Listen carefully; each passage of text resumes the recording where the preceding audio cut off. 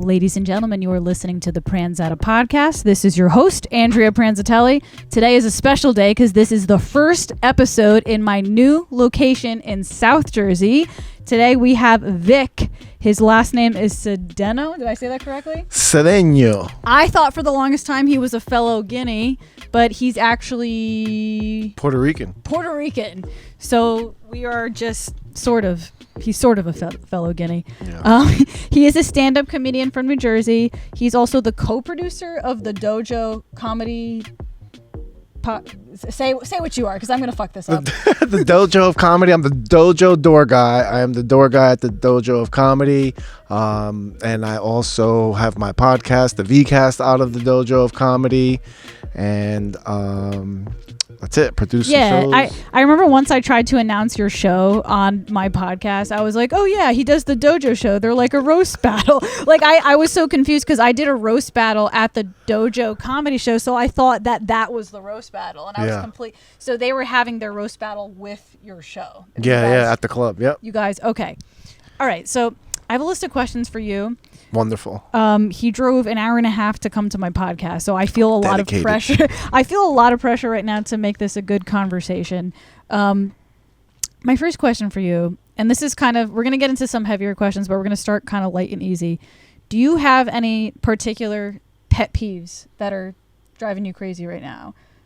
For example, I'm just going to give an example to maybe inspire some ideas in your head. So for me, it doesn't have to be anything major, like your life pet peeve, just like any stupid thing. So for example, lately I've been on top of my game as far as like my to-do list for the day. Mm-hmm. And anytime I have to take a shit, it like totally fucks up my to-do list because it's like I'll be like on a flow, like doing my thing. How long do you take? A long time. Because I'm very OCD about the cleanliness. Like, okay. My boyfriend read a meme to me and he was like, could you believe this? This meme says, if you have any sense of dignity, you keep wiping till it's red. I'm like, yeah, that's what I do. Like, I'm like one of those people who like, but anyways, that's my pet peeve is that like when I'm on a roll and I have to stop my day to take a shit. Yeah. Are there any pet peeves? Yeah, I have a very big pet peeve now that we're back to going to the traffic every day. The people in the left lane that don't speed past people in the left lane. Like the left lane is not for cruising. Oh, people cruise in the left lane. Yes. That fucks your shit up. Yeah, because like we're moving. And you're obviously slowing everybody down, and you don't care about that. It seems like a selfishness. It's so selfish, and I feel like when people notice that they are in that position, they want to stick it to you even more. Yeah, and I try not to ride people's bumpers. I don't want to be the aggressive asshole in the back. Either. Yeah, right, but. After a while, you're like, all right, guy, just move. You're not even passing anybody. Yeah. No, are you one of those people that you have like really bad road rage? Like, I used to, but I've learned how to manage it by imagining that the person is going through stuff in their life and it's causing them to be an asshole at this point. I mean, like it's probably true. It's not even imagining. That's probably like correct. If somebody comes speeding and they cut me off, I'm like their mother's dying. Like that's why they're rushing. So you off. Actually like make up a scenario in your head. Yes, because you have control over your train of thought. Like I can use it. See, the problem is especially like in cars, people are in their own bubble. Yeah. And then it's only your world and you never reflect on what other people could possibly be going through. I'm very over empathetic. Yeah. And just imagining that somebody else is a human and a person and they have their own trials and tribulations and like it wasn't their intention to fuck your life up. That's really funny you say that because I kind of went through that mentally today. Today I went to go get gas and I accidentally parked too close to the thing. Like whatever. I'm a woman. I don't know. I don't know where to, like, you know what I mean? And I didn't know how much distance you needed. And the guy was so pissed. He was like, "Excuse me, ma'am. He was attendant? Like, what's that? The attendant? Yeah. He was like, "Excuse me, ma'am." He's like, "Come on." Like he was just like making a really, he was like, and listen, I work in the service industry. I've worked in the service industry. I work with people. When people tick me off, they're my customers, and there's just a way of dealing with them. But I tried to mentally tell myself, you know what, this guy, he's out in the freezing cold. He might have some shit going on in his life right now where he doesn't have the patience to be polite for my dumb shit. Gas is different. It's a different service because they know you need it. Yeah. So it's like you're going to get the gas anyway, whether I'm a dick or not. That's so true. It's like, that's true. You know, I just didn't think it was necessary. Like, I just think he could have just been like, hey,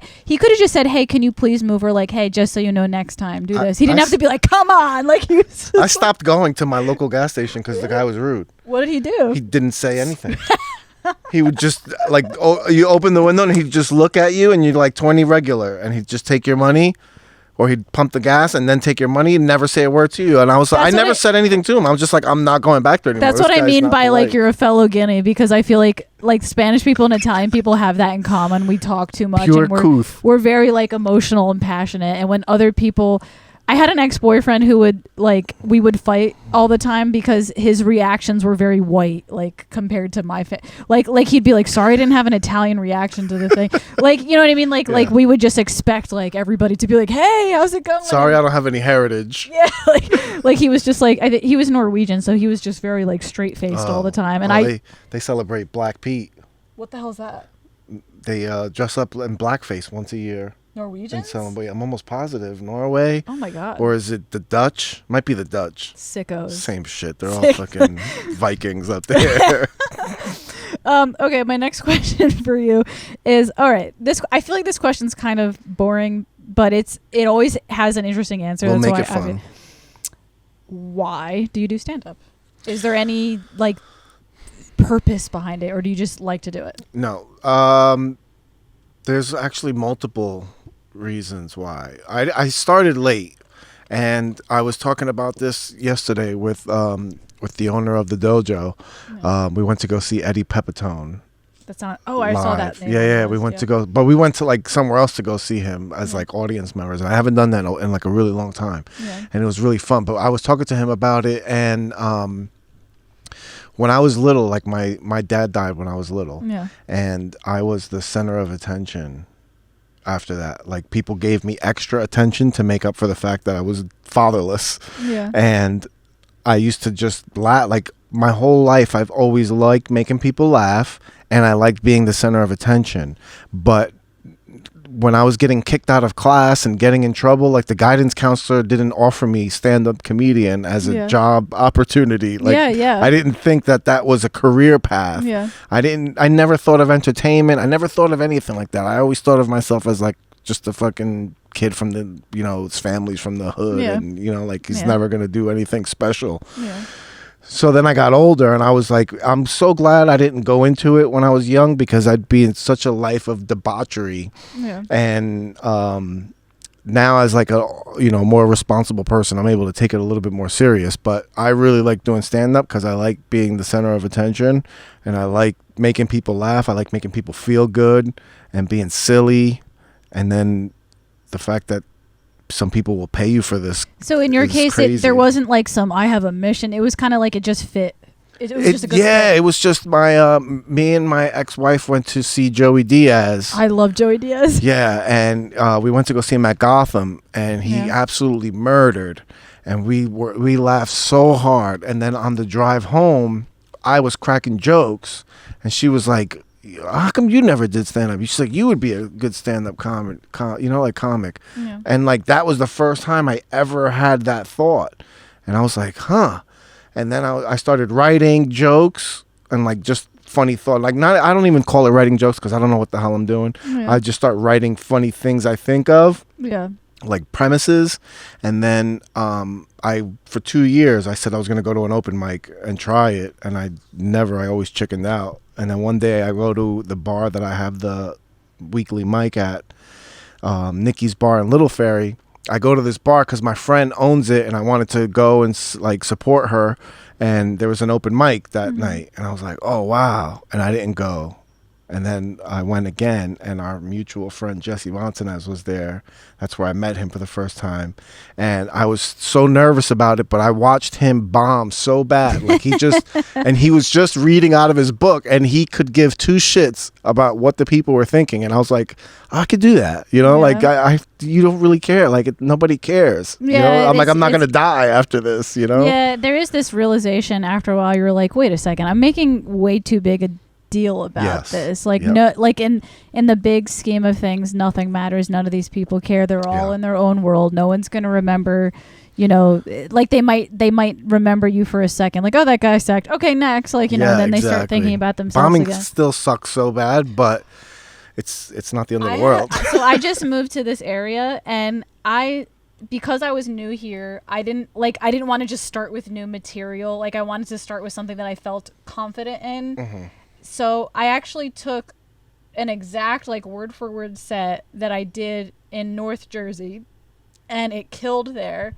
And I did it here with confidence, thinking they're gonna meet Andrea Pranzatelli. I'm gonna walk into this fucking town, they're gonna meet me. I'm gonna do my set. The entire thing got crickets.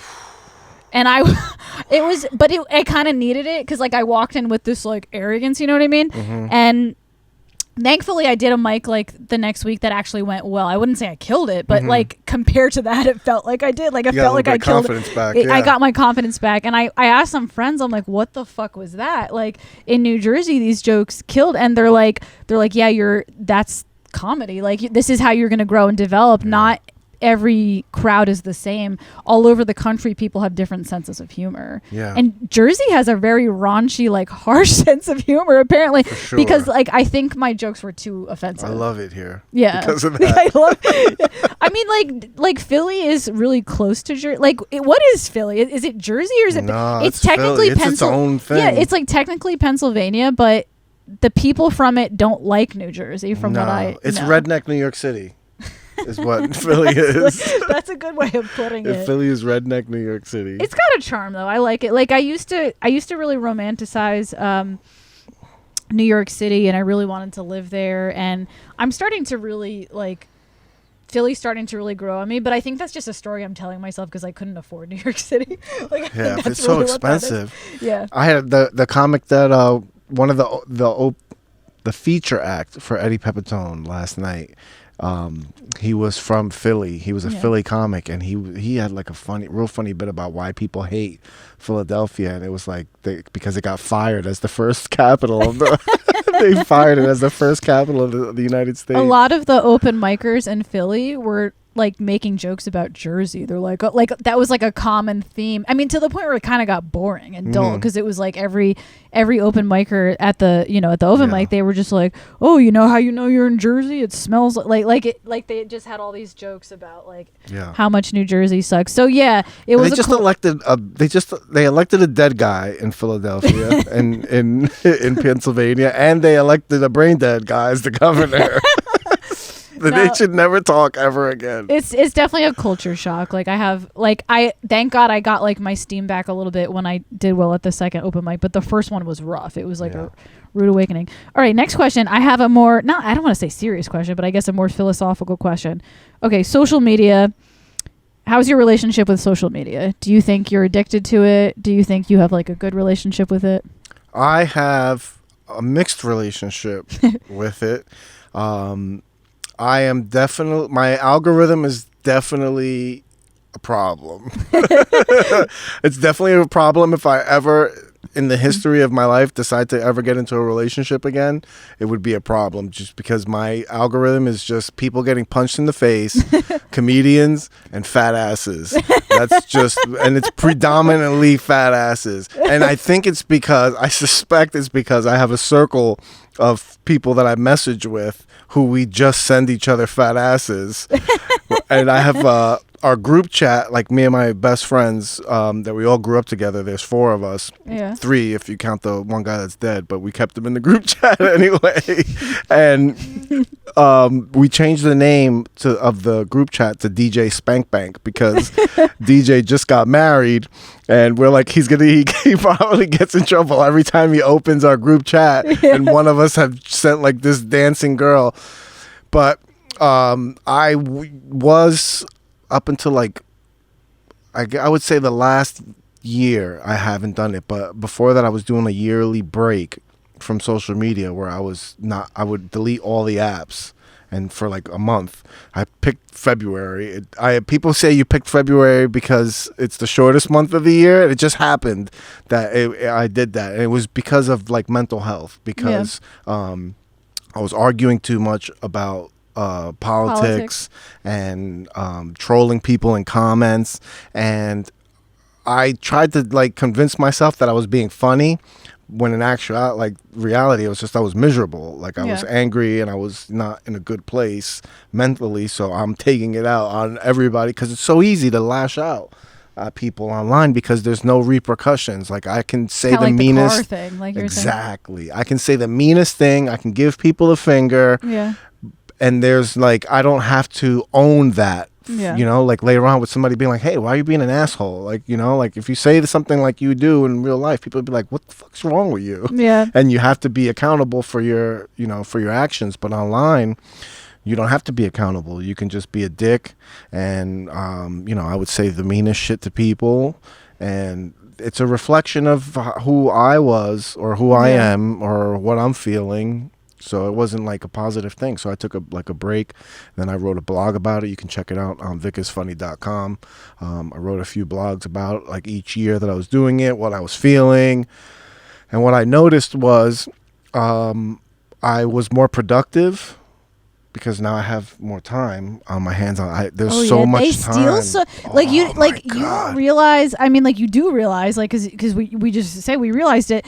At first, you don't realize until later how much time it really eats up, because you don't think, like, you're just like, oh, just a second, just a swipe here, just a swipe here, and before you know it, you're like, oh my god, I don't have time in the day to work out, I don't have time in the day to practice. Like for me it would be piano, like I play piano. Like for me it would be like, I don't have time to practice piano, like I have so much to do and there's no time. It's like, no bitch, there is time. You just spend your screen time is showing you that you just spent like 4 hours a day on Instagram. And you're like you don't like think about it because you just do it in between things. Like, wait, is it counting it when I just put my phone on the like down? Yeah, that's actually true. Right, but and you try to find excuses, right? Well, you know what I've done to be like more productive is not open it in the beginning of the day. Yeah, like I've been going to the gym at 4:30, like waking up at 4:30, going to the gym, and I tell my treat is when I'm on the treadmill, I will then be able to get on it and like check stuff.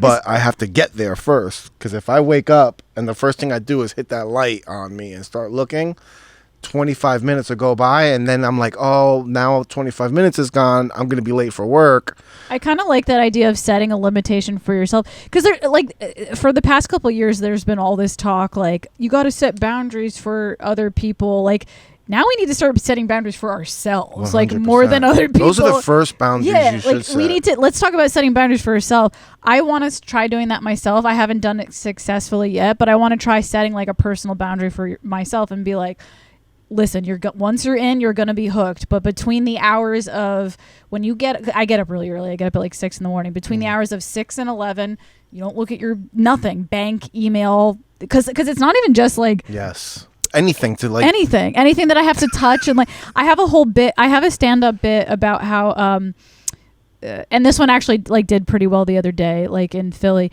a bit about how I'm so not focused now because of my smartphone that like sometimes I'll catch myself like watching porn and masturbating while simultaneously checking my email, like going back and forth. That's like just a like fact. Yeah, like that is I don't know. Fact. Am I the only one who does that? No, I've literally had my dick in my hand and been scrolling through my email, and I'm like, wait, what was the priority that I'm doing? The bit, I'm still trying to come up with like a punchline for it, but like the bit is like, the punchline is like, because I have bad Wi-Fi, sometimes I end up coming to my email like and I just like you have to come up with like a scenario like, oh, bad girl, you have a low credit score, like something just like I'm trying to come up with like funny. A good like way to phrase it, but you're like finger banging yourself to coupon codes that you're getting. No, that's a good. That's like, a good deal. Exactly. That's like fucking great. Yeah. That's pretty good. Nobody take my bit. Because I'm young and unsuccessful. So someone who's like a piece of shit but mildly successful. But no it's funny, it's like you see something. When we were at that show last night, the Eddie Pepitone show, the guy that was hosting has a bit like kind of like mine, like where he was talking about Nancy Pelosi's titties, when he was just saying that he said like nobody knew Nancy Pelosi had these titties, and like I have a similar bit, like, but the way he went into it was different. He says that I'm like, people always say conspiracies, like, you know, when you talk to anybody about conspiracies, the first thing they tell you is the government can't keep a secret, but nobody knew Nancy Pelosi had them big ass titties, so obviously that's not true. You know what I mean? And so he had the similar bit, and the owner of the dojo starts hitting me. I'm like, yeah, I heard him say it. It fucking kind of takes the wind out, but it's different. So it's like, I'm gonna keep doing it. Just don't come to Jersey with the fucking. Yeah, I guess you're gonna have some, like, there's gonna be parallel. I've talked about this on the podcast, so I hate repeating myself or sound like a broken record. But like, I've talked a lot on the podcast about parallel thinking, and I think it holds true not just with comedy, but with musicians and stuff. There's a lot of people out there, and a lot of them are thinking the same shit. Mm-hmm. Like, you know what I mean? It's hard. I was talking about this with somebody else. It's so rare to find an actual unique comedic voice. The only person I can truly think of right now that is like truly a unique comedic voice would be Tim Dillon. Mm-hmm. I don't know if you know who Tim Dillon is. Yeah, for sure. I think he says wild shit that I've never heard anybody else say. He's a rant, yeah. No, that's the only 100%. person I can think of. But everybody else, like, they might have their own way of delivering it. I think that's what makes it unique, is that everybody has their own, like, or just like their spirit, like, not to get weird, but like their just like their energy, like the way they carry themselves and everything like that. They have their own way of doing it, but a lot of people are saying similar things, and myself included, Yeah, that's why, like, they always tell you try to go like as deep as possible with something, not like, and then I'm so guilty of this, is I don't really write that much. My writing consists of having an idea. I'm in the shower and I get an idea, or I'm talking to somebody and something funny appear, like, and then I write it on my notes in my app, and then I just go to an open mic and do it. Yeah. And I'm wildly successful, and I shouldn't be, because like with that style, I feel like I'm like I do a lot of the stuff off the top of my head, and I'm like waiting to crash and burn with it so that I can change, but I'm not. I continue to be successful with this process, and it's like I truly envy you, because I'm like a hindrance. I'm so the opposite. I write literally. I have like my list of questions here. I write everything down. I was just explaining this to my boyfriend today. Like, I have trouble reading books because like I have to write down the definition of like every single word. Like, that's how I read books. Like I have to like write. Like with my comedy stuff, I write everything down, and the idea of like deviating from my plan gives me so much anxiety. So I seriously envy you. No, I like I had a show Saturday, and I decided to write like 10 minutes just off the top of my head. Like, I had an idea, and I was like, I'm gonna go with this, and I wrote like all this stuff, and then I keep going over it because I've never done it before on stage. Like, I've said some of the things. Yeah. Like, I a lot of the times I can take like a different premise and use some of the punchlines that I already had for something else. Yeah. And I was, thinking of that, and then I'm like so nervous before, because I'm like, I'm not going to remember this. I'm not going to remember the lineup, like the way to segue into everything. And, then I went up and I did it, and it actually stuck in my head, and it went pretty damn well. And I'm like, shit, like, this is freaking odd. Everybody has their own like ways of doing things. I don't think there's like a right or wrong way for anybody. For sure. Yeah, that's why like you I try not to have a lot of pressure on myself. I used to be very and this is new for me, I used to be very hesitant to take spots, or to like if we're at a show and I'm working the door. So I work the door for shows that I'm not on. Yeah. Right. So I'm just there all the time. Yeah. And then somebody will be like, oh, does anybody, there'll be 4 of us. And they're like, oh, does anybody want to do a spot? And I was never the guy like, yeah, I'll do it. Like first, I'm always like, and then somebody else will take it. I'm like, yes, I don't have to go. Like, I get nervous. Now I'm trying to just go with the flow. Recently, I would say within the last 3 or 4 months, I've been more like assertive and more, trying to like, I'm asking for spots, and trying to get done. up more. I mean, you drove to this podcast. Like, yeah, trying to get really shit done. have been trying to get shit done lately, for sure. It's funny you mentioned that about like the show thing, because that was one of my questions. I was curious, as a comedian working in the like, you literally not only do you do stand up, but you also work in the like production part of show business. Mm-hmm. Like, do you think being a producer for a comedy show helps your stand up in any way, or is it like totally unrelated? Like, it's like I've had friends in college, like music school, that are like, I'm gonna work at Sam Ash, and then they get like the music store, and then they're like, oh, I'm just selling products, like I'm not becoming a better musician. How is that with producing comedy shows? Does it make you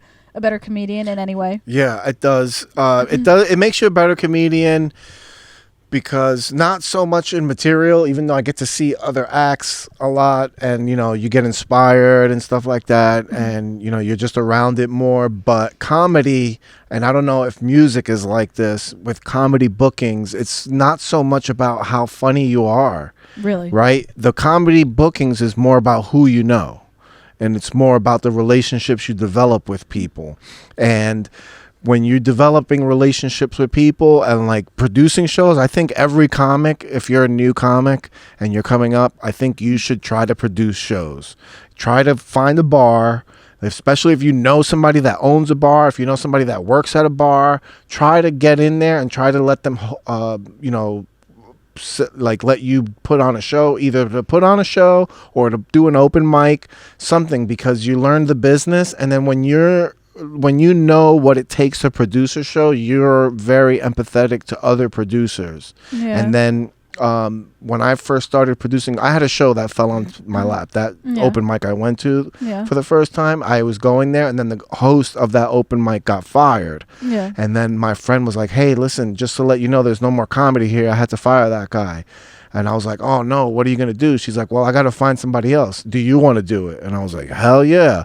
And I took that on with I have no experience. I might have been like 5 months into comedy, and it made me better because I had to do a weekly show, and I had to write new material. I couldn't do the same material for the same bar crowd. It's an aggressive bar crowd too, because people didn't know you were doing comedy. A lot of the times these bar shows, it's ambush comedy, which means people are eating, they're watching a game, and all of a sudden the music goes off, and you're like, hey, it's a comedy show. And they're like, what the fuck is going on, I witnessed that with my dad once, because my dad, when I was a little kid, he used to be part of an improv comedy group. Mm-hmm.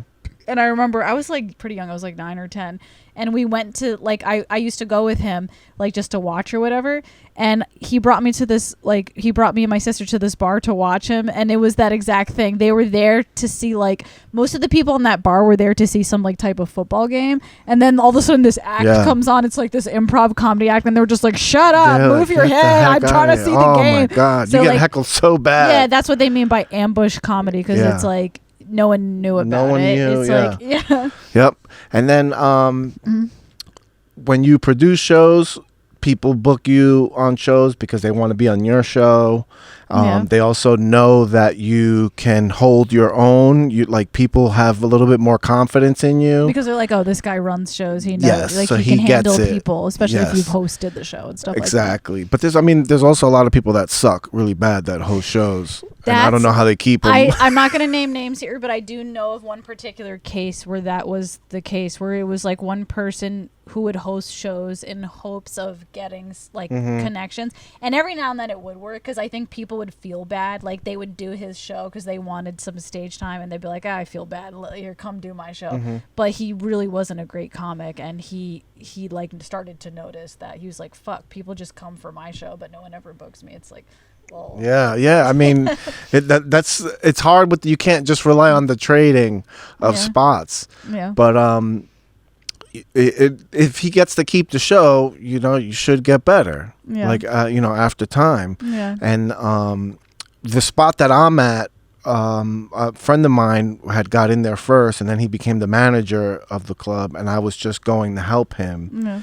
And because I knew sometimes I would get spots just showing up. That's the best way to get spots, is just showing up at other people's shows and being supportive, because as a producer, when it's like almost showtime and like some other comics haven't showed up yet, or you're doing the lineup and you're like there's like maybe a gap of time or something, having other comics show up makes you feel comfortable, because then you're like, oh, you want to do 5 minutes? you know, you fill up this like 5 minute gap, and and that's helpful. But at the dojo, I became the door guy, just helping take tickets and stuff, and just being there. And like I don't know if you ever follow Gary V online. Gary Vaynerchuk. That's so funny you say that, because I was literally just like watching an interview. Speaking of Tim Dillon just interviewed him on his podcast, and he always makes fun of him. That's funny. No, that's the thing.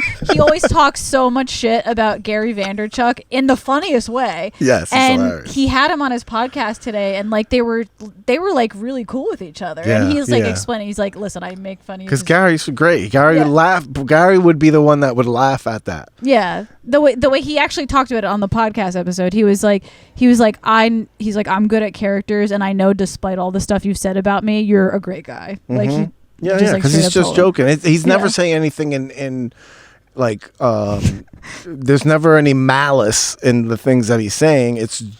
He's kidding. He's clowning his person. Tim Dillon does, and it's so funny because it's kind of like okay, Gary V is very inspiring to a lot of people, but the way Tim Dillon breaks it down, it's like when you really think about it, he's not actually saying anything at all. Like he's just like shit.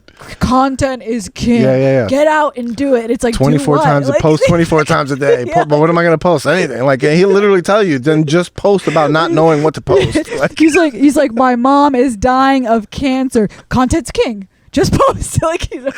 Document it. So that. What do you like about Gary V? Gary V has his first book, his first New York Times best-selling book was called Jab Jab Right Hook. And it was a book about when you're starting out in something, like if you're a musician, right? Or you want to be a music instructor. Yeah. Right? And you don't have any customers. The jab part would be like you offering free lessons to people so that it gets you traction, and people, you'll start, number one, you're working with people, and then you're the person that you might be instructing might tell someone else, hey, I'm getting my music lessons from Andrea. And then they're like, oh, really? What's her information? Yeah. And then now you have your first customer. Yeah. That's the right hook. Yeah. Is because it's people always ask for things instead of what can I do for you? Like if you're going to work with somebody that's on a higher level than you, like the Dojo of Comedy for me was on a higher level. Yeah. So what am I bringing to the table for them to want to help me? Yeah. So I have to give them something, give, then ask. Yeah.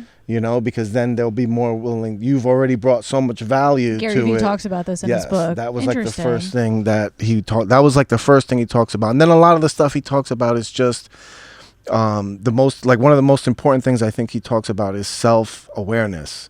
Like if you're going to do something, think about why you're doing it. Like, do you want to be an entrepreneur because it's cool on Instagram and you can put CEO in your bio, but you don't want to do the 20 hours of work it takes every single day to be a CEO? Like, you have to be self-aware.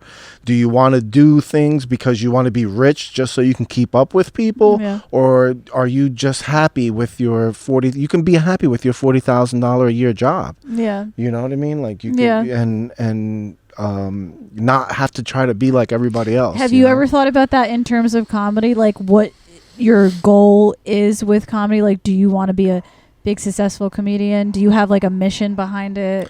I want to be successful enough where I don't have to have a day job. I don't need to be the biggest comic on the planet. I would be really happy with like a nice niche crowd of supporters that, just pay my bills. Like I don't care. I think money is the biggest, and I almost don't want to like even say this out loud, because a part of me thinks like by even saying this out loud is like making it real, you know what I mean? Because I think the mind is so powerful. But I think one of the biggest like challenges for artists of all kinds, comedians, musicians, is money. Because it's like it takes a lot of energy to. I just got the chills saying that. Like usually I get the chills like when something feels like it's true, but like it takes so much energy to like put your stuff out there, like, and then to have to work a day job on top of that, you're working 80-hour weeks. Mm-hmm. Like people don't see it. Like, sure. Like your actual job is like 40, 50 hours a week, maybe 30, 40, 50. But then on top of like all the driving to people's podcasts and running the show and doing the stand up, you're working 80-hour weeks. But I think that's the difference between somebody who really wants something and someone who doesn't. It's like the person who really wants something, they're going to work 80 hours a week. Like, yeah. They're going to work around the clock to get what they want, but the money stuff is exhausting. Yeah. And that's where the self-awareness comes in, because it's like if I say I want to be a comic, but every day, and I was doing this for a while, I would go home and I'm not doing anything. I'm staying home. I'm not going out. I'm watching TV. I'm watching Netflix, and then complaining about not getting spots. Yeah. The self-awareness comes in where like, well, I'm not doing the work. So it's either, do I want to stay home and watch Netflix, which that's fine. If that's all I want to do is work my job and go home and watch Netflix, but then don't complain about things. Or the social media thing. Like we were saying before, it's like that's exactly what I was trying to say in the beginning, but you just like articulated it like what I couldn't really articulate. I was like trying to say like we complain like we don't have time for anything, but it's like, no, the time's there. You're just wasting it on dim shit, you asshole. You know what I mean? Yeah, exactly. Don't complain about not being able to. And I always hear people say that there's not enough time to go to the gym. And I'm like, but I bet you if I dissect your day, I can find time. Yeah. Like, and it's okay. Like, if that's what you really want to do, then you'll find a way to do it. You know what I mean? If it's what you really want, or is it a thought in your head that you want to do it because you see it on Instagram and it sounds cool to say, oh, I go to the gym every day. Yeah. You know, you just want to be the person that says you go to the gym every day because you want that type of attention? Yeah. Or do you want to go to the gym every day? Yeah, because if you really want to go to the gym every day, you'll go to the gym every day. Yeah. You know what I mean? It's funny. I had a major self-awareness shift over the past couple of years, which I've already talked about this podcast, but I'll just like briefly say it for new listeners or something, was for years, and I don't know where you stand with like if you want like marriage and kids and all that, but like, do you have kids? I have one, and I'm just freshly divorced. Oh, wow. Sorry to hear that. I don't know what to say. Sorry. I know. Usually people, when I say it at a comedy show, usually everybody claps.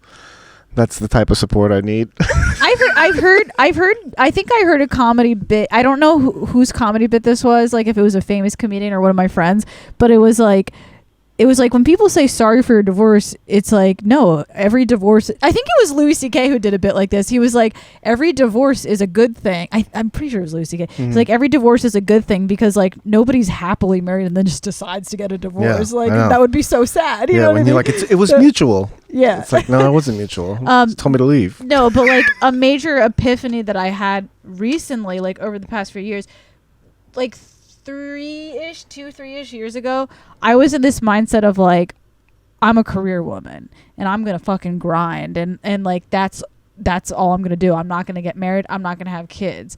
But then I found myself like kept crying how much I wanted a boyfriend, like feeling lonely all the time.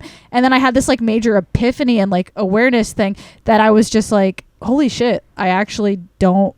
That's not what I actually want. I actually do want a family and kids. Mm-hmm. I want both. I want to be I want to have a career and that, you know what I mean? And I had to like come to terms with that because like I kept telling myself like, no, if I'm really serious, like I can't get married and have kids. Like I just can't do it. Like if I really want to do the career stuff, it's got to be 100% that. And then it took me some time of self-awareness of like realizing that's actually not who I am. Like that's not actually what I want. Yeah. You know what I mean? It's hard. It's so much harder for women like in that regards because you have a timeline, like you have a time clock. Yes. On your that's like hanging over Whitney your head. Cummings, I look up to her. I don't like all of her comedy, but her podcast and she's got a great podcast and she's just a great person in general. She froze her eggs. And like I'm just like, oh my god, that sounds like a smart thing to do. Do you know how much it costs to freeze your fucking eggs? Like $20,000 each. She could afford to freeze her eggs. Yeah. Like, why? It's like crazy that shit like that is that expensive. But it's like $20,000 or something to freeze your eggs, and then even still, you can't even guarantee it'll work. Yeah. But like, no, that's 100% correct because it's like.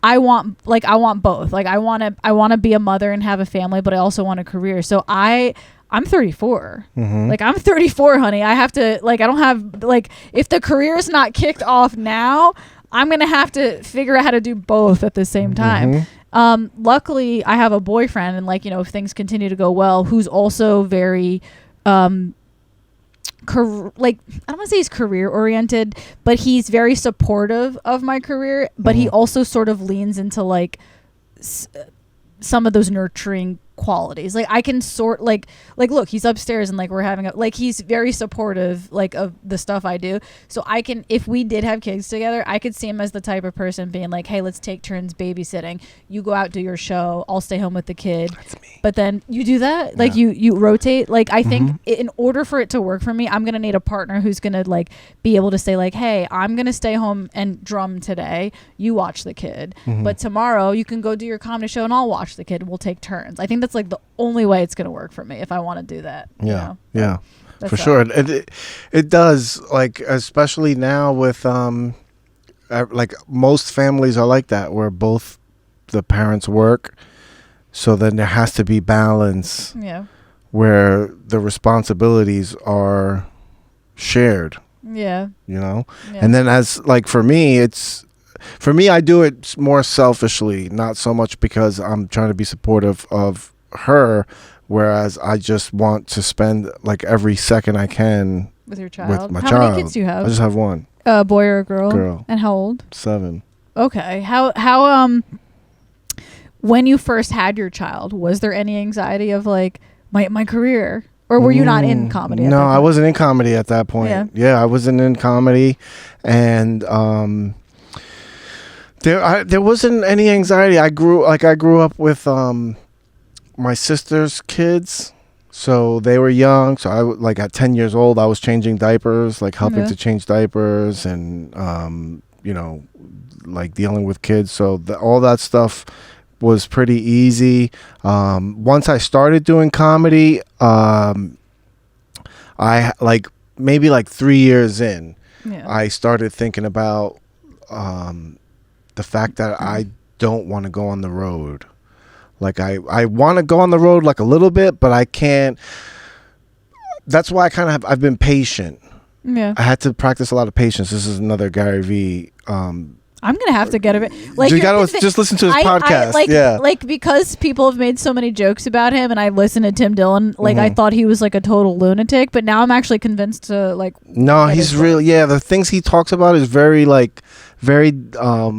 he, you know, a lot of the stuff is about entrepreneurship and money, but really he's talking about the person and being patient with things. Like he was patient in his situation. His family had like a liquor store, and he worked there as a young man. Yeah. And while all his friends were partying and going down the shore, he was putting in hours working because he had goals. But anyway, patience in like my development, right? So that in 3 years and 5 years as a comic, you ain't shit, like you're just not. Your jokes aren't that funny, even as you're making people laugh, you're really not that funny. Like the professional comedians are at another level. Oh my God. Yeah. It takes you, so long to get there. And so like my patience is, I'm going to enjoy this time with my daughter and be there for everything I can be, knowing that later on, once she's older, then I have like then when I will have that time to go on the road, like I'll be at the point where it's going to mean something. I've actually thought of that too. Like in hindsight, I thought about like people always say, oh, kids wait to have kids because you need your career. It's like, no, dude, you should have had the kids when you were like 15. Bang them out early. Yeah, Puerto Ricans know how to do it.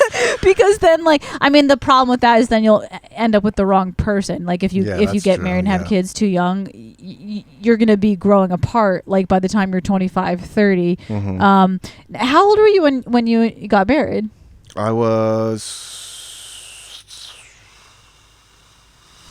29, I think. Oh, I guess that's a decent age. It's not. I wouldn't consider that too young or anything like that. How old are you? Yeah.